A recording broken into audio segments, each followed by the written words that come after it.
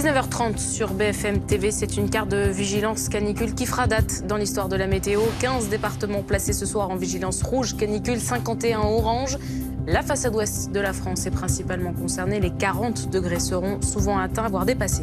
La liste des départements en vigilance canicule s'allonge donc ce soir. 15 départements sont même placés en vigilance rouge sur la façade ouest et la journée de demain, à n'en pas douter, risque d'être suffocante avec les 40 degrés dépassés dans de nombreuses villes de France après un week-end, il faut bien le dire, déjà éprouvant. Dagat Météo, merci d'être avec nous sur BFM TV. Lorsqu'on regarde cette carte de vigilance, le seul petit département qui reste en vert, qui échappe à toute vigilance, c'est la Corse du Sud qu'on voit en bas à droite. Pourquoi la Corse du Sud reste en vert alors que toute la façade atlantique, y compris la Bretagne, passe en vigilance rouge? Qu'est-ce qui explique ce phénomène?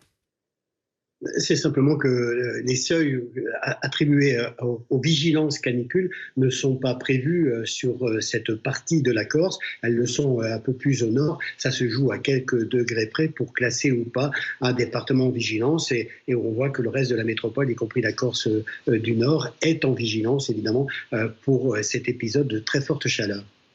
Vous êtes météorologue, vous avez donc l'habitude, c'est votre travail de regarder la météo, de scruter le ciel qu'il va faire et regarder ces cartes de vigilance.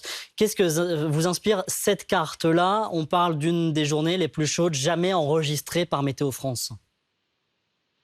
C'est clair que c'est du jamais vu, puisque toute la façade atlantique en vigilance rouge, canicule, c'est vrai que de toute ma carrière de météorologue, j'ai jamais vu ce type de situation. En tout cas, on s'y préparait depuis quelques années à voir l'évolution, mais qu'elle soit si brutale d'un seul coup cette année 2022, car on a eu des épisodes de canicule en 2018, 2019, 2020. Petit accalmie en 2021, et puis là, en 2022, surprise, quoi. C'est cette vigilance extrêmement importante sur quasiment toute la France. Donc oui, je vais mettre ça dans les annales. Je l'aurais vécu en tant que météorologue, ça c'est sûr.